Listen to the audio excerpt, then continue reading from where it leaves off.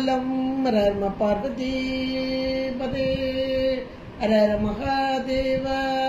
தென்னாடுடைய சிவனே போற்றி, எந்நாட்டவர்க்கும் இறைவா போற்றி. திருச்சிற்றம்பலம்.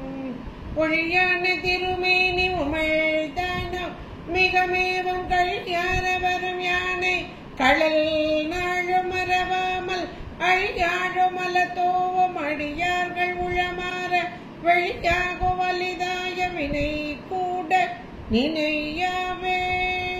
திருச்சிற்றம்பலம். தில்லை குத்தவர்மான் திருவடிகளை சிறமேற்கொண்டு குருமகா சன்னிதானங்கள் பொற்பாதம் படிந்து அடியவர்கள் மக்கள் பொற்பாதம் படிந்து இன்றைய அபிராமி அந்தாதி சிந்தனையிலே நமக்கெல்லாம் போன தடவை 39வது பாடலை பார்த்தோம். அழுகைக்கு உந்தன் அடுத்தாமரைகள் உண்டு, அந்தகன் பால் மீழுகைக்கு உந்தன் விழியின் கடை உண்டு, மேல் இவற்றின் மூழுகைக்கு என் குறை நின் குறையே அன்று, முப்புறங்கள் மாளிகைக்கு அன்பு தொடுத்த வில்லான் பங்கில் வாழ் நுதலே என்பதாக அருமையாக சொன்னார். அம்மா, உன்னுடைய திருவடி தாமரை ஆளுவதற்கு, இந்த திருவடி தாமரை ஆட்கொள்ளுதல் அப்படின்னாலே நம்ம அந்த யம பயம் இல்லாமல் இருக்கலாம் அப்படின்றத சொல்லி அதற்கு உதவியாக அவருடைய கடைக்கண் பார்வையெல்லாம் இருக்கு. இவ்வளவு இருக்கு, இவருடைய திருவடி தாமரை இருக்கு, கடைக்கண் பார்வை இருக்கு. இதெல்லாம் இருந்தும் கூட இதை அடைய முடியாமல் இருப்பது என்பது என்னுடைய குறை, உன்னுடைய குறை இல்லை என்பதை அந்த பாட்டில் ரொம்ப அழகா 39வது பாடல்ல ரொம்ப அழகா சொன்னார். வாழ்நுதலே என்றார். அழகான நெற்றியை உடையதான, வாழ் என்றால் ஒளி, ஒளி பொருந்திய நெற்றியை உடைய அம்மை என்பதாக அங்கே சொன்னார். நெற்றி என்ற மாத்திரத்திலே அம்மைக்கு அழகான அஷ்டமி சந்திர விப்ராஜ அழிக ஸ்தலச்சோபிதாயை நமக. இது லலிதா சகஸ்ர நாமாவளியில் வரக்கூடிய அம்மையின் நெற்றி எப்படி இருக்கிறதாம்? ஒரு அஷ்டமி சந்திரன், 8வது நாளிலே வரக்கூடிய சந்திரன் நல்ல ஒரு அழகான நுதல் கொண்டதாக இருக்கும். பிறை அப்படியே பாதி அப்படி அழகா இருக்கும். அது போல கொண்ட அந்த நுதல் அது எப்படி இருக்கிறது? ஒளி பொருந்தியதான ஒன்றாக, அதான் வாழ் நுதல் என்பதாக சொல்லப்பட்டது. அப்படிப்பட்ட வாழ் நுதல் அந்த நெற்றி, ஒளி பொருந்திய நெற்றி, அழகான நெற்றி, அதிலே இருக்கும் கண்ணி. அங்கே வாழ்நுதல் என்றார், இங்கே வாழ்நுதல் கண்ணியை என்றார். அடுத்து இந்த 40வது பாட்டில் முதல் வார்த்தையை ஆரம்பிக்கிறார். வாழ்நுதல் கண்ணியை என்கிறார். இந்த வாழ்நுதல் கண்ணி என்ற மாத்திரத்திலே நெற்றி கண்ணை உடையவளே என்பதுதான் பொருள். நெற்றி என்பது இங்க ஒளி பொருந்தியதுன்னு சொல்லியாச்சு. அந்த வாழ்நுதல் அப்படின் போது ஒளி பொருந்தியன்னு சொல்லியாச்சு. அதுல உள்ள கண்ணி, கண்கள், கண் அப்படின்னு சொன்னா இந்த நெற்றிக்கண்ணை உடையவன் இறைவன் எம்பெருமானே, இவன் வேறு இறைவி வேறு அல்ல என்பதால் இங்கே அம்மைக்கு சொல்லப்பட்டது வாழ்நுதல் கண்ணி என்று. அந்த நுதல் கண் எப்படிப்பட்டது அப்படின்னா அக்னியின் சொரூபம். வலது கண் இங்கே சூரியனாக, இடது கண் சந்திரனாக, நெற்றிக்கண்ணானது அக்னியாக, 3 கண்களை உடைய இறைவன் எம்பெருமான். இங்கே அம்மைக்கு இங்கே வாழ்நுதல் கண்ணி என்ற மாத்திரத்தில் அந்த நெற்றிக்கண் என்பதாலே அக்னி தான். அந்த அக்னி எப்படிப்பட்ட அக்னி என்றால் ஞான அக்னி. அது நம்ம இந்த வரலாறு புராணங்கள்ல இருந்தே தெரிஞ்சுக்கலாம். இங்கிருந்து புறப்பட்ட அக்னி தானே அங்கே இருந்த மன்மதனை அழித்தது. மன்மதன் என்பது அஞ்ஞானத்தின் வடிவம், ஆசை. அப்ப அந்த மன்மதனை அழித்தது இந்த நெற்றிக் கண்ணிலிருந்து புறப்பட்ட அக்னி. அப்ப ஞானமே வடிவான அக்னி. இன்னும் சொல்ல போனா சிவ அக்னி, சிவஞான அக்னி இந்த நெற்றிக்கண். அப்ப அந்த ஞானமே வடிவான முதல் கண், அந்த அக்னி கண் அஞ்ஞானத்தை அழிக்க வந்த கண். அஞ்ஞானத்தை அழிக்க வந்தது. அதோடு ஞான குழந்தையை தந்ததும் அந்த கண் தான். இது நம்ம புராணங்கள் ரொம்ப அழகா நமக்கு எடுத்து சொல்லுது. அப்படிப்பட்ட கண் இங்கே அம்மைக்கு சொல்லப்படுகிறது. அம்மை அப்படிப்பட்ட கண்ணை உடையவளாக இருக்கிறார். வாழ்நுதல் கண்ணியை. இப்படி ஞான கண்ணை உடைய அம்மையை இந்த விண்ணவர்கள் யாவரும் வந்து இறைஞ்சி பேணுதற்கு எண்ணிய எம்பெருமாட்டியே. அப்ப அந்த விண்ணவர்கள், அடுத்த வார்த்தை என்ன வருது? விண்ணவர்கள். விண்ணவர்கள் என்றால் தேவர்கள். இந்த தேவர்கள் என்பவர்கள் இந்த தேவலோகத்திலே, தேவலோகம் அப்படின்னு சொல்லும் போது ஒரு உலகம் இல்லை. இப்ப நாம இருக்கிறதே, நமக்கு இருக்கிற ஒரு உலகம் நமக்கு தெரியுது.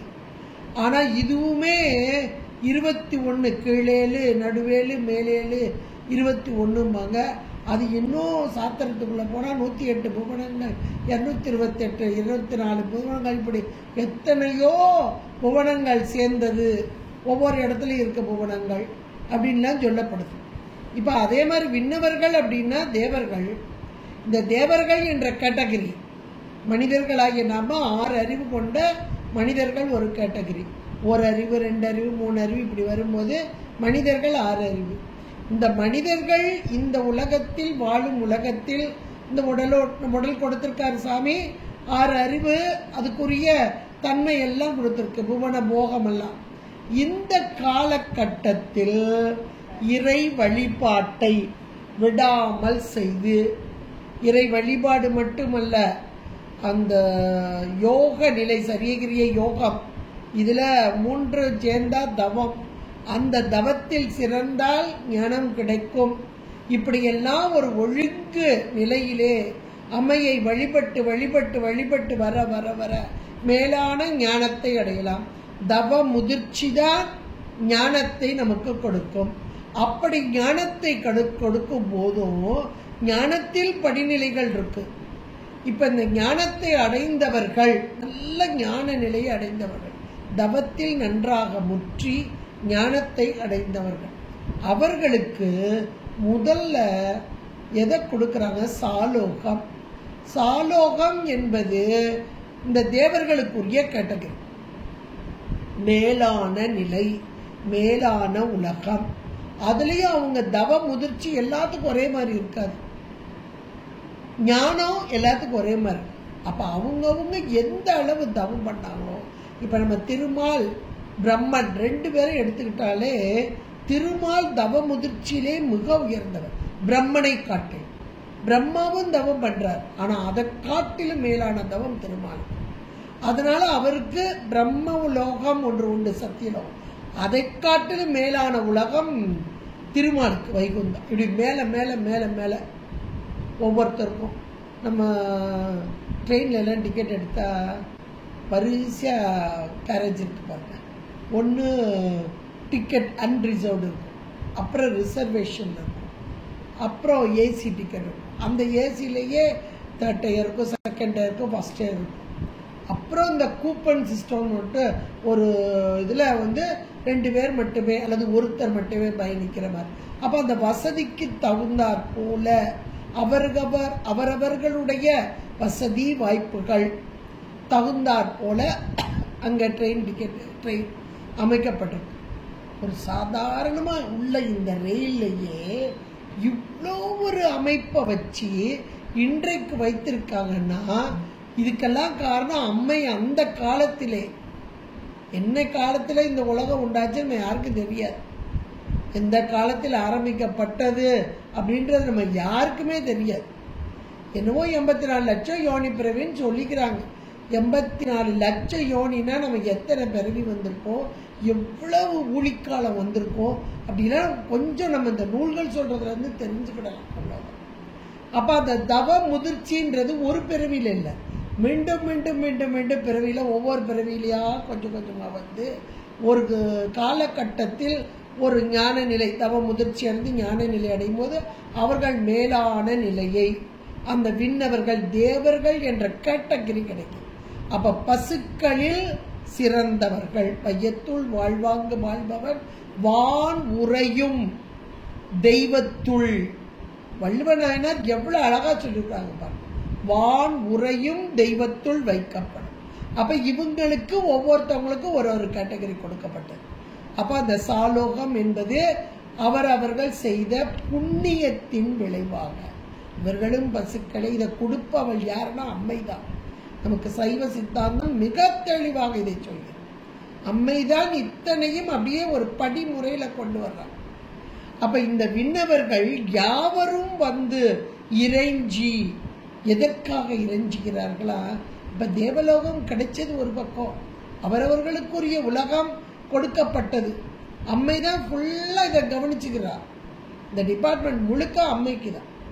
அது மட்டும் இல்ல, இப்ப இந்த தேவர்கள் இந்த தவம் செய்யும் போது, இந்த யோக நிலை தவ நிலை இப்படி எல்லாம் செய்யும் போது அதற்கு இடையூறாக இருப்பவர்கள் யாருன்னா அசுரர்கள். அசுரர்கள்னா யாரையோ எங்கேயோ இருந்து வர்றதில்ல, நம்மகிட்ட வர்றது பாருங்க அசுர குணங்கள். அதுதான் இந்த மலத்தின் காரணமாக கோபம், பொறாமை, மதம், ஆச்சரியம் இப்படியெல்லாம் வருது இல்லையா, அறுவகை பகை என்பது. இதுதான் நமக்கு அசுர குணமாக அசுரர்களாக.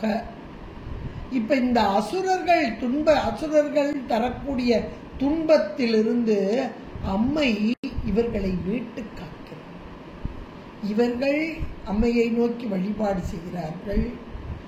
அம்மை இவர்களுக்கு வரக்கூடிய துன்பத்திலிருந்து நீக்குகிறார்.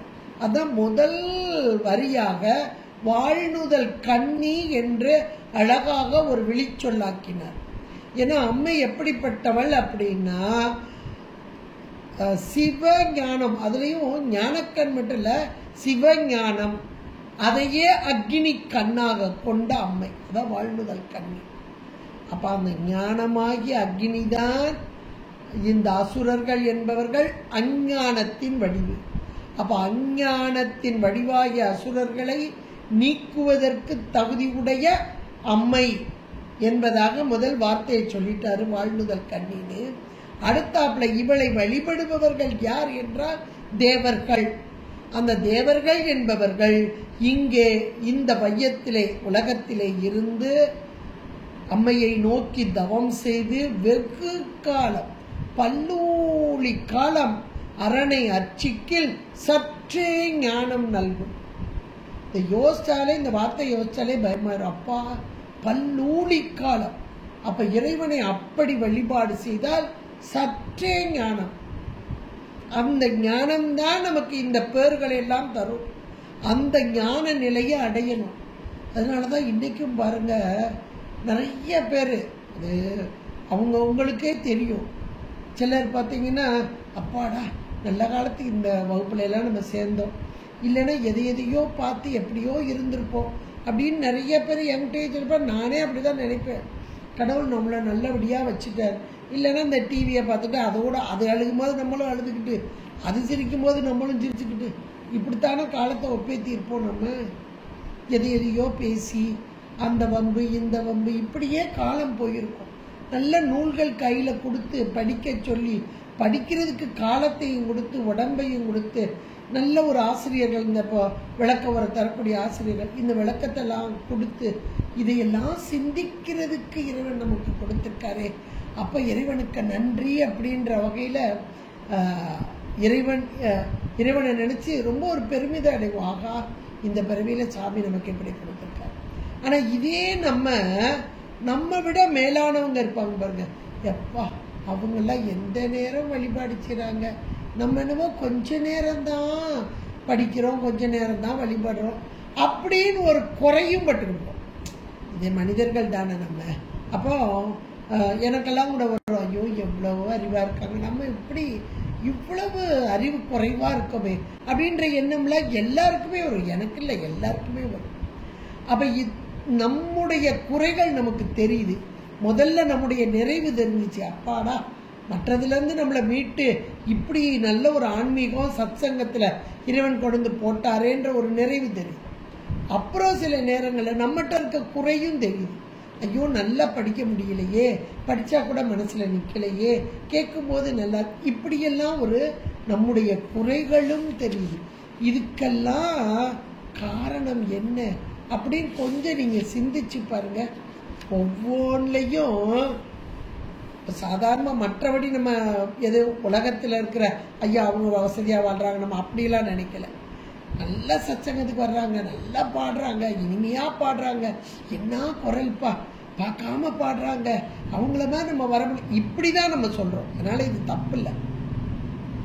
அப்ப இதெல்லாம் எதுக்கு கொண்டு போகுதுன்னா, நம்முடைய முன்னேற்றம் இன்னும் வர வேண்டும் வர வேண்டும்ன்ற உள்ளத்துக்குள்ள ஒரு ஆதங்கமாக வரக்கூடியதாக இருக்கு. இப்ப இந்த தேவர்களும் இந்த இடத்துல பாருங்க, விண்ணவர் யாவரும் வந்து இறைஞ்சி, அவங்க எதுக்கு வந்து இறைஞ்சிறாங்க அப்படின்னா, இறைஞ்சிதல் அப்படின்னா புகழ்ந்து பாடுதல். அம்மா நீ செய்த உதவி கொஞ்சம் நஞ்சல்ல, எங்களுக்காக எப்படி இறங்கி வந்து செஞ்சிருக்க, நான் உங்களை எப்படியோ, நான் உன்னைய நாங்களா சேர்ந்து உன்னைய நினைக்கலையே அப்படின்னு சொல்றாங்க. ஆனாலும் புகழ்ந்து பாடுறாங்க. அம்மையை தொழுது வணங்கி கொண்டுதான் இருக்கிறார். இன்னும் உம்மை நாங்கள் வணங்கவில்லை என்று சொல்கிறார்கள். இந்த இடத்துல யாவரும் வந்து இறைஞ்சி, இறைஞ்சுதல் என்பது புகழ்தல், போற்றுதல், பாராட்டுதல். எதுக்காக இவங்க பாராட்டுறாங்க அப்படின்னா, சகஸ்ர நாமத்துல பாத்தீங்கன்னா அம்மை அப்படியே எழுந்து வரலாம். எதுல இருந்து? பிரம்மா செஞ்ச வேள்வி யாக குண்டத்திலிருந்து வெளியே வரலாம். அது சித்தக்னி குண்ட சம்பூதா அப்படின்னு வரும். அந்த அக்னி குண்டத்திலிருந்து எழும்பி வர்றா. அப்படி எழும்பி வர்றதுக்கு காரணம் என்ன அப்படின்னா, தேவகாரிய சமுத்தியதா. ஏன்னா எந்த காரணம் இல்லாம காரியம் இல்லை. அம்பாள் வர்றா அப்படின்னா ஒரு காரணம் உண்டு. அந்த காரணம் என்ன என்றால், தேவர்களுக்கு சகாயம் பண்ணுவதற்காக. பண்டாசுரன் என்ற ஒரு அசுரன் தேவர்களை மிகுந்த கொடுமைப்படுத்தி கொண்டிருக்கிறான். அவனிடமிருந்து இவர்களை விடுவிக்க வேண்டும் என்று கருணை உள்ளம் கொண்ட அம்மை இங்கே சிதக்னி குண்ட சம்பூதாவாக வருகிறாள். அது அழகாக அங்கே நமக்கு சொல்லப்பட்டது. உத்யத் பானு சகஸ்ராபா, எப்படி வர்றாளா? 1000 கோடி சூரிய பிரகாசம் இருப்பது போல வருகிறாள். எதற்காக? தேவகாரிய சமுத்தியம், தேவர்களுக்கு நன்மை. இப்ப இந்த தேவர்களுக்கு நன்மை செய்ததால், அதாவது அசுரனை வதைத்து தேவர்களுக்கு நன்மை செய்ததால், தேவர்கள் அம்மையின் மீது அன்பு கொண்டவர்களாக, நமக்கு யாராவது உதவி செஞ்சாங்கன்னா அவங்க மேல நமக்கு அன்பு அப்படியே மேலாகி வருது. அன்பு அவங்க மேல பெருகு. அப்பா, அவங்க செஞ்ச உதவியில என்னால மறக்க முடியாது, எவ்வளவு உதவி செஞ்சிருக்காங்க, எவ்வளவு நன்மை, நினைச்சு பார்க்க முடியாது. இப்படி நம்ம எத்தனை தடவை சொல்லுவோம், எத்தனையோ பேரை சொல்லியிருக்கோம். ஏன்னா நமக்கு இந்த உலகத்துல செய்யக்கூடிய உதவிகளை நினைக்கும் போது அவங்க மேல என்ன வருதுன்னா அன்பு. இப்ப அம்மை செய்யக்கூடிய உதவி அப்படின்னு நீங்க பட்டியல் போட்டா நமக்கு தெரியலங்க. தேவர்களுக்கு தெரியுது, நமக்கு தெரியும். ஏன் தேவர்களுக்கு தெரியுது, நமக்கு தெரியல அப்படின்னா, இந்த தேவர்கள் என்பவர்கள் நம்மிலும் மேலானவர்கள். இந்த சரியக்கிரிய யோகம் நல்லா நிறைவு பெற்று, இது 3 சேர்ந்ததான் தவம். அந்த தவத்தில் சிறந்ததால் உண்மையை உணர்ந்தவர்கள். என்ன உண்மை அப்படின்னா, எல்லா போகத்திற்கும், இன்னைக்கு உலகத்தை அனுபவிக்கிற உலக போகத்திற்கும், அடுத்து இறைவனை அனுபவிக்க வேண்டிய இறைபோகத்திற்கும் அம்மையே காரணம் என்ற உணர்வு பெற்றவள். நமக்கு இன்னும் தெரியல. அதுக்கு காரணம் நம்மகிட்ட இருக்க அறியாமை தான். அவர்கள் நன்றாக உணர்ந்து கொண்டார்கள். இன்றைக்கு இடையூறு என்பது இந்த அறியாமையின் காரியமாக, ஆணவமலம் அறியாமையின் காரியமாக அசுரர்கள் என்று சொல்லக்கூடிய அந்த அசுர கூட்டம், அதனால் வரும் துன்பம், அந்த துன்பத்திலிருந்தும் நம்மை காப்பவள் இங்கே அம்மையாக இருக்கிறாள் என்று அந்த வாழ்நுதல் கன்னியை விண்ணவர் யாவரும் வந்து இறைஞ்சி பேணுதற்கு, பேணுதல் என்ற மாத்திரத்தில் அவள் மீது அன்பு கொண்டது. இந்த குழந்தையை பேணி வளர்க்குறாங்கன்னு சொல்லுவாங்க. அந்த பேணுதல அன்பு, அந்த குழந்தை மேல அளவு கடந்த அன்பை வச்சு வளர்ப்பாங்க. இப்ப அம்மையின் மீது பேணுதற்கு எண்ணிய எம் பெருமாட்டியை இப்படிப்பட்ட அம்மை என்று அவர் அழகாக சொல்லிட்டு, இந்த எம் பெருமாட்டி எனக்குரியவள், எனக்கு தாயாக இருப்பவள், எனக்கு எல்லா நன்மைகள் செய்பவள், அப்படிப்பட்ட அம்மையை பேதை, அதில் ஒரு கமா போட்டுக்கோங்க, இப்ப அடுத்து சொல்றாரு, இப்ப இவ்வளவு தூரம் நமக்கு இறங்கி வந்து செய்கிற அம்மை, ஆனா அந்த அம்மை எப்படிப்பட்டவன் அடுத்து சொல்றார் பாருங்க. பேதை நெஞ்சில், பேதை என்ற மாத்திரத்தில் மடமை, அறியாமை. நெஞ்சு என்றால் உயிரின் அறிவு. இப்ப உயிரின் அறிவில் இருக்கும் பேதமை, மடமை, அறியாமை, ஆணவமலம். ஆணவமலத்தோடு கூடிய ஆன்மாக்கள், அதான் பேதை நெஞ்சில். யாருக்கெல்லாம் அந்த ஆணவமலன்றது இருள். அம்மை எப்படிப்பட்டவன்றது சகசரநாமம் சொல்லுது. உத்யத்பானு சகஸ்ராபா, அவர் ஆரம்பிக்கும் போதே சொன்னாரு, உதிக்கின்ற செங்கதிர் அப்படின்னு. 1000 கோடி சூரிய பிரகாசம் கொண்டவள். ஆனாலும் ஒரு மனிதன், சூரியன் நல்லா சூரியன் சுட்டு எரிஞ்சுக்கிட்டு இருக்கு, 11 மணி வெயில், அதில் 2 பேர் நிற்கிறாங்க. ஒருத்தன் ஒன்றுமே தெரியலை, எந்த காட்சி அவனுக்கு புலப்படலை. என்னங்க 11 மணி வெயில் சுள்ளுன்னு சுட்டு அரிச்சிட்டு இருக்கு, ஒன்றுமே தெரியலைங்கிறீங்கன்னா அவன் கண்ணிலேயே முழுக்க புற ஓடி போய் கிடக்கு. கண்ணின் பார்வை மறைக்கப்பட்டு இருக்கிறது, புறையோடுதல் மறைக்கப்பட்டு இருக்கிறது. அப்ப எவ்வளவுதான் வெயில் அடிச்சா என்ன, அவனுக்கு என்ன தெரியும்? ஒரு காட்சியும் தெரியாது, ஒரு காட்சியும் தெரியாது. அதை போல இங்கே பேதை நெஞ்சு என்ற மாத்திரத்தில் ஆணவம் மேலீடு கொண்ட உயிரின் அறிவு. இதுதான் மட நெஞ்சு, பேதை நெஞ்சு. அந்த உயிரின் அறிவிலே நெஞ்சில் காணுதற்கு அந்நியல். அவளை உணர முடியுமா? நெருங்க முடியுமா? காண முடியுமா? காணுதற்கு அந்நியல். அந்நியல்னா நெருங்கி பார்க்க முடியாத, காண முடியாத. இன்னும் சொல்ல போனா இந்த காணுதல் அப்படின்னா அம்மையை நேரில் காண முடியுமா? நம்முடைய கண்ணை வச்செல்லாம் பார்க்க முடியாது. அவ கொடுக்குற திருவுருள் கண்ணை தான் பார்க்க முடியும்.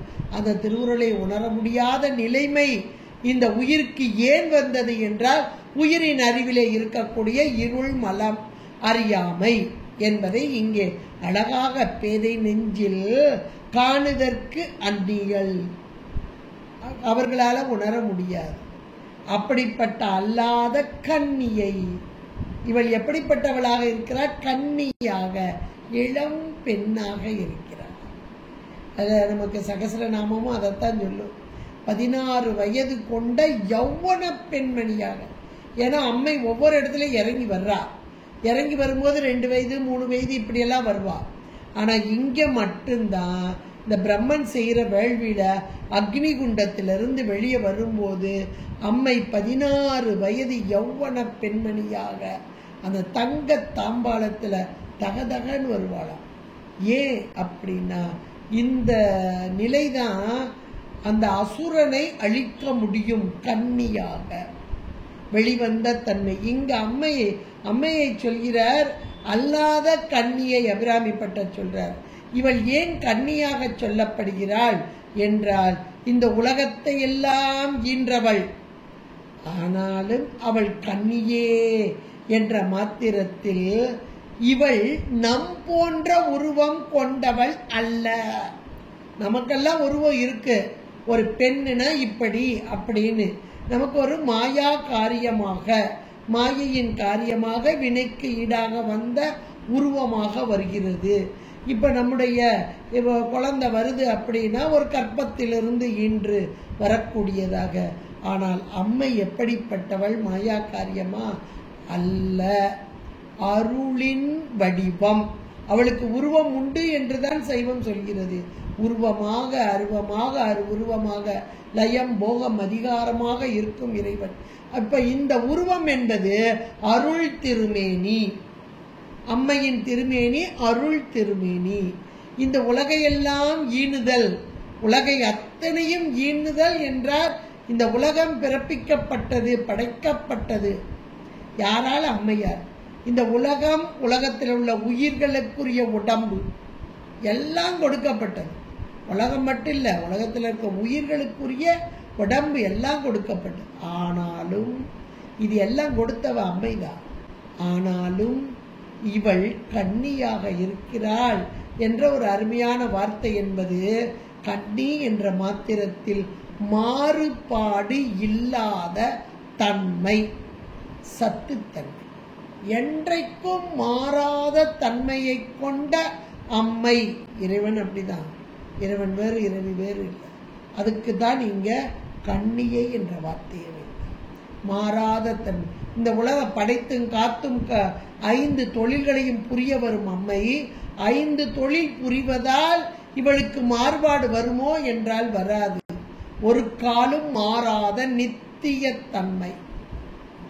அப்படிப்பட்ட அன்னையைத்தான் கண்ணி என்ற ஒரு வார்த்தையில் அழகா சொல்றார். இந்த பேதை நெஞ்சில் காணுதற்கு அந்நியல் அல்லாத அந்த கண்ணியை, இப்படிப்பட்ட அம்மையை காணும். இந்த அம்மையை காண வேண்டும். எப்படி காண்றது அப்படின்னா, அம்மையை வழிபாடு செய்யணும். அவ செய்த உபகாரத்தை நினைச்சாலே நமக்கு என்ன வரும்? அன்பு பெறுவோம். இந்த அன்பு முருகி முருகி முருகி முருகிதான் அம்மையோடு ஒன்று விற்கும். அம்மையோடு ஒன்று விற்கிறதுக்கு ஒரே கேட்டகரி, வேற எதுவும் இல்லை, அன்பு மட்டும்தான். அன்பெனும் பிடியுள் அகப்படும் மலையே, அவன் மலைக்கச் செய்பவன். ஆனால் அன்பு என்னும் பிடிக்குள் அகப்பட்டுக்கொள். இங்க அம்மையும் அப்படிதான், அன்பெனும் பிடிக்குள் இவள் செய்த உபகாரத்தை முதல்ல உணரணும். அந்த உணர்வு நமக்கு கிடையாது. ஏன்னா அந்த மலத்தோடு கூடியதால். ஆனா விண்ணவர்கள் தேவர்கள் சதா காலமும் அம்மையை வணங்கி வழிபாடு செய்து தவத்தில் சிறந்ததால் அவர்கள் அம்மையை உணர்ந்து அம்மையை வணங்கி வழிபாட்டு அம்மையை சார்ந்தவர்களாக இருக்கிறார்கள். ஆனால் நாமோ இன்றைக்கு சார முடியாத அந்த பேதை நெஞ்சு கொண்டவர்களாக, அறியாமையோடு கூடியவர்களாக நாம் வாழ்ந்து கொண்டிருக்கிறோம். இந்த அம்மையோடு சார வேண்டும் என்றால் அந்த கன்னியை காணும் அன்பு பூணுதற்கு. அப்ப அம்மையிடம் பக்தி செலுத்துதல் ஒண்ணு. இன்னைக்கு நம்ம கோயில்ல எல்லாம் பார்க்கலாம், கோயிலுக்கு நான் தவறாம போயிடுவேன் அப்படின்லாம் நம்ம சொல்லுவோம். பூசையெல்லாம் கரெக்டாக செஞ்சிருவேன். வீட்லேயே நான் காலையில் எழுந்திரிச்சு கரெக்டாக எல்லாம் நியமமாக விளக்கு பொருத்தி பூசை செஞ்சு எல்லாம் செஞ்சிருவேன் அப்படின்னு நம்ம சொல்லுவோம். இதெல்லாம் நம்ம தவறாமல் நியமமாக செய்து கொண்டே வர வர வர வர வர, ஏன்னா இந்த நியமங்களை ஒரு நாள் நம்ம விடக்கூடாது, ஒரு நாள் விடக்கூடாது. காலையில் எழுந்திரிச்சு விளக்கு பொருத்தி அதுக்குரிய அந்த ஸ்லோகங்கள்லாம் சொல்லி அல்லது நம்மளுடைய தேவாரங்கள்லாம் பாடி வழிபாடு செய்தல். அது அம்மை வழிபாடுன்றது உங்களுக்கெல்லாம் தெரியும், எப்படியெல்லாம் வழிபாடு செய்யணும். இன்னைக்கும் அம்மை வழிபாடு செய்கிறவங்க நிறைய பேர் நம்ம இருக்கோம். இந்த அபிராமி அந்தாதி சொல்றதே போதும் என்னைய கேட்டா. இன்னும் அம்மைக்குரிய பதியங்கள் எத்தனையோ இருக்கு, அதெல்லாம் எடுத்து சொல்லலாம். அப்படி சொல்ல சொல்ல சொல்ல சொல்ல மேலான ஒரு நிலை, என்ன நிலை வரும் அப்படின்னா உள்ளத்திலே ஒரு தெளிவு. முதல்ல என்ன பார்த்தோம்? பேதை நெஞ்சின் பார்த்தோம். ஆணவ மலத்தோடு கூடிய அறியாமையோடு கூடிய உயிரின் அறிவு. அப்ப அந்த அறியாமை கொஞ்சம் கொஞ்சமா விலக விலக விலக இருள் என்பது விலகும். அப்ப இந்த இறை வழிபாட்டில் நிற்க நிற்க நிற்க, இறை வழிபாடு என்பது நமக்கு இங்க சாதாரண அன்றாட செய்யக்கூடிய நியமங்களே போதும். கோவிலுக்கு போறது சொல்லலாம், சத்சங்கமா இருந்து நல்லா பாடுதல் சொல்லலாம், இல்ல வீட்டில் விளக்கு பொருத்தி வச்சு விளக்கேற்றி வச்சு நம்ம வீட்டில இருந்து பாட சொல்லலாம். இப்படி எத்தனையோ வகைகளை எடுத்துக்கிடலாம். நம்ம எத்தனையோ வகைகளை நாம எடுத்துக்கொண்டு வழிபாடு செய்ய செய்ய செய்ய அந்த இருள் பேதை நெஞ்சு என்பது கொஞ்சம் கொஞ்சமாக நீங்கி அதிலே ஒளி என்ற ஒன்று அங்கே நிலை பெற்றதாக. அப்ப அந்த இடத்துல தான் ஒளி என்பது, அந்த இருள் நீங்கி ஒளி வரும்போதுதான் உண்மை நமக்கு புறப்படும். என்ன உண்மை? இத்தனைக்கும் காரணம் அம்மையே. நாம வழிபட்டோம் சொல்லிட்டே இருப்போம். அப்புறம்தான் தெரியும், ஆகா இந்த நேரத்துல நம்ம வழிபாடு செய்யறதுக்கு அம்மையல்லவா உதவினார்.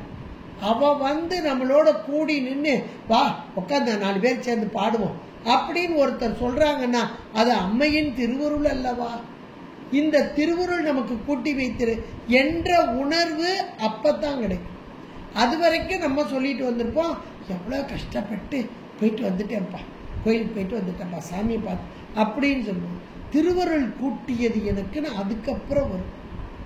அப்ப அந்த திருவருள் கூடி நிற்கும் நிலையிலே இந்த உயிர்களுக்கு ஏற்படுவது அம்மையின் மீது அன்பு. இந்த இடத்துல அதைத்தான் சொல்றார், காணும் அன்பு பூணுதற்கு. காணும் அன்பு பூணு. அப்ப இந்த திருவருள் எனக்கு எவ்வளவு நன்மை செய்கிறது. இன்றைக்கு நான் வழிபாடு செய்கிறேன், கோவிலுக்கு செல்கிறேன் அல்லது வழிபாடு செய்கிறேன் என்றால் இத்தனைக்கும் காரணம் அம்மையின் திருவருள் அப்படின்னு உணர்ந்து அவள் மீது அன்பு கொள்ளுதல். அதான் காணும் அன்பு பூணுதற்கு. அடுத்து ஒரு வார்த்தை சொல்றாரு, எண்ணிய எண்ணம். இந்த அன்பு பூணுதற்குன்னு சொல்லிட்டாரு. அப்பாடா, அந்த அன்பு முருகி பக்தி முதல்ல முருகி ஒரு நியமம். அந்த நியமத்தின் காரணமாக இருள் விலகுதல். அந்த இருள் விலகுவதால் உண்மை தெரிதல். உண்மை தெரிவதால் அன்பு, அம்மையின் மீது அன்பு. இப்ப இந்த அன்பும் பாருங்க, அன்பு பூணுதற்கு எண்ணிய எண்ணம். அப்ப முதல்ல எண்ணங்களாக வருது, மனதின் காரியமாக வருது. அம்மா எவ்வளவு நமக்கு செஞ்சிருக்கிறா, இந்த திருவருள் எவ்வளவு செஞ்சிருக்கு அப்படின்னு ஒரு அன்பு மனதின் எண்ணமாக. வாக்கு மனம் காயம் மூன்றினாலும் தான் இறை வழிபாடு. அதுல முதல்ல வர்றது மனம்தான், அப்புறம்தான் வாக்கு, அப்புறம்தான் காயம் அப்படின்னு நம்ம சொல்லிட்டு இருக்கோம். ஆனா இங்க இவர் என்ன சொல்றாரு, காயத்தால் வழிபாடு செய்து வாக்கினால் நன்றாக இறைவனை துதித்து வழிபட்டு மனதினால் எண்ணுதல். இந்த மனதுக்குள்ள இதை அப்படியே திரும்ப இப்படி கொண்டு வர்றாரு. ஆனா உண்மையிலே இன்னைக்கு நம்ம அப்படிதான், காயத்தினால கோயிலுக்கு போய் வழிபாடு செஞ்சு அப்புறம் கோயிலுக்கு போன புண்ணியம் கையில புஸ்தகம் கிடைக்கும். புஸ்தகம் கிடைச்ச புண்ணியம் வாயினால பாடுவோம். வாயினால பாட மனசு நிறைஞ்சு போயிடும். இதுதானங்க நடக்குது. இது எல்லாருக்கும் அனுபவம் இருக்கும். இது அப்படியே பட்டியல் போட்டுட்டார் இந்த பாட்டில். அந்த காணும் அன்பு உணுதற்கு எண்ணிய எண்ணம். அந்த எண்ணிய எண்ணம்ன்றது அப்படியே மனசுக்குள்ள ஆழமா கொண்டு வாங்க, அண்டர்லைன் பண்ணிக்கும். மனசுக்குள்ளேயே அந்த அன்பு அப்படி பொங்கி எழுகிறது. அந்த எண்ணிய எண்ணம், அந்த மனதின் எண்ணங்கள், அம்மை செய்த நன்மையை உணர்ந்து அதனால் ஏற்படக்கூடிய அன்பு, அந்த எண்ணம் அங்கே வருகிறது. எண்ணம் அன்றோ, அது என்னவா, முன் செய்த புண்ணியம் வேண்டாம், இந்த பிறவியில வந்தது இல்ல. இதுக்கெல்லாம் காரணம் முச்சை தவம். அழகான வார்த்தைங்க இந்த வார்த்தை. என்ன புண்ணியம் செய்தனை நெஞ்சமே இருங்கடல் வையத்து முன்னம் நீ புரி நல்வினை. எவ்வளவு அழகா நமக்கு சொல்லியிருக்கா பாருங்க, முன்னம் நீ புரி நல்வினை. அப்ப நல்வினை என்பது என்ன அப்படின்னா, இன்னைக்கு நம்ம கோயிலுக்கு போறோம், சத்சங்கத்துக்கு போறோம், பாடுறோம், இதெல்லாம் நல்வினை தானே.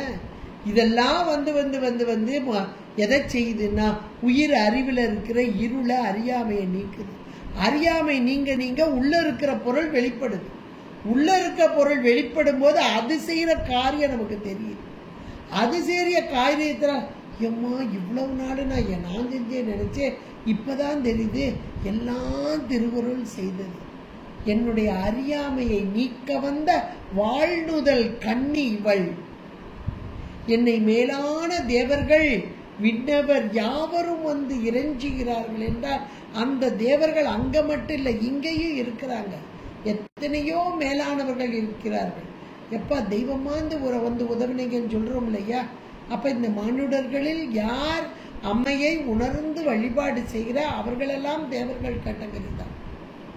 அவர்களெல்லாம் விண்ணவர் யாவரும் வந்து இறைஞ்சி பேணுதற்கு எண்ணிய வெறுமாட்டியை பேதை நெஞ்சில் காணுதற்கு அந்நியல். பேதை நெஞ்சில் காணுதற்கு அந்நியல். அறியாமையோடு கூடிய உயிர், அதனால் காணப்பட முடியாத அம்மை அங்கதான் இருக்கா.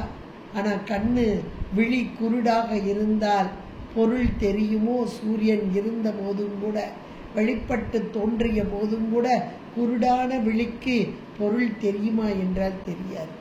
அதுபோல பேதை நெஞ்சில் காணுதற்கு அந்நியல் அல்லாத இந்த கன்னியை எல்லா உலகை இன்றும் இவள் மாறுபாடு சிறிது கூட இல்லாத அந்த தன்மை, அதுதான் கன்னியாக சத்து தன்மை. இதுக்கு பேர் சத்து தன்மை, என்றும் மாறாத தன்மை.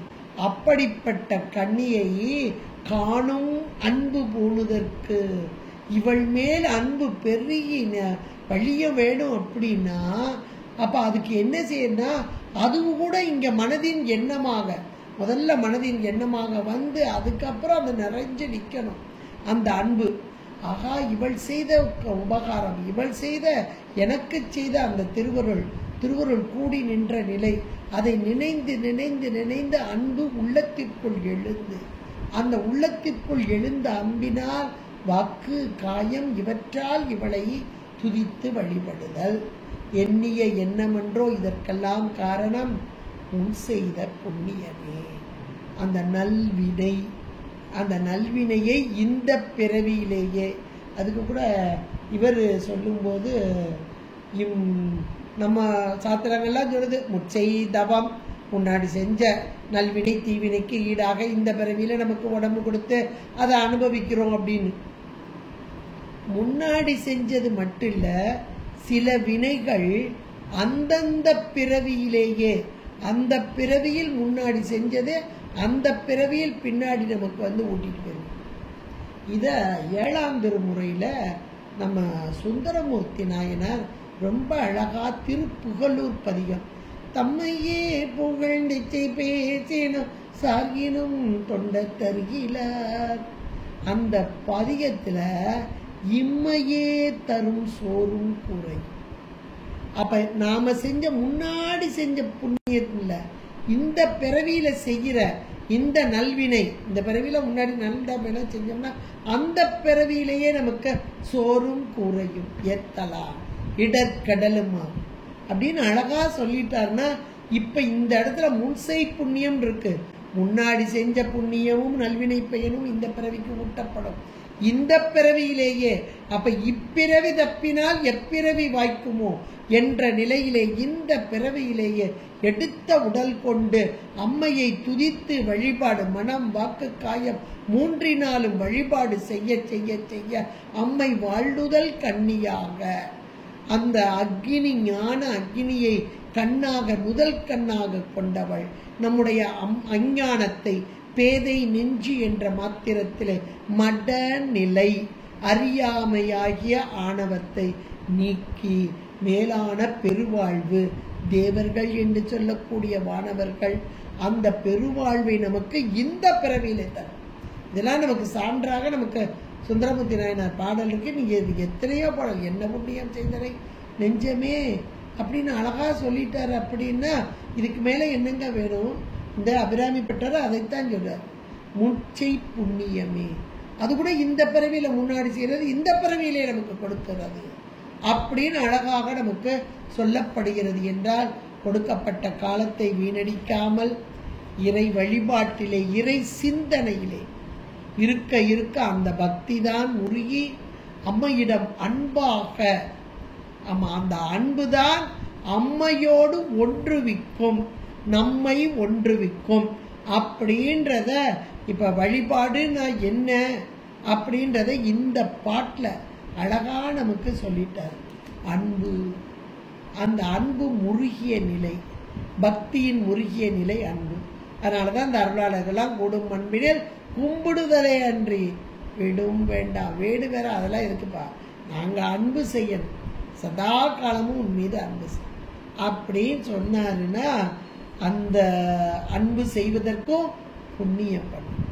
அந்த புண்ணியம்தான் நல்வினை என்று சொல்லக்கூடியதுன்னு ஒரு அருமையான பாடலாக அபிராம அந்தாதியில 40வது பாடலாக, வாழ்முதல் கன்னியை விண்ணவர் யாவரும் வந்து இறைஞ்சி பேணுதற்கு எண்ணிய எம்பெருமாட்டியை பேதை நெஞ்சில் காணுதற்கு அந்நியல் அல்லாத கன்னியை காணும் அன்பு பூணுதற்கு எண்ணிய என்னமன்றோ முன்சை புண்ணியமே என்பதாக அருமையாக அமைத்து கொடுத்திருக்கிறார் அபிராமி பட்டர். இந்த அருமையான இந்த பாடலை சிந்திப்பதற்கு இன்றைக்கு நமக்கு திருவருள் கூட்டியமைக்க திருவருளுக்கும் குருவருளுக்கும் நன்றி கூறி கேட்டு மகிழ்ந்த அனைத்து உள்ளங்களுக்கும் நன்றி கூறி விடைபெறுகிறேன். நன்றி, வணக்கம். திருச்சிற்றம்பலம். ஹர ஹர பார்வதி பதே, ஹர ஹர மகாதேவா. தென்னாடுடைய சிவனே போற்றி, எந்நாட்டவர்க்கும் இறைவா போற்றி. திருச்சிற்றம்பலம்.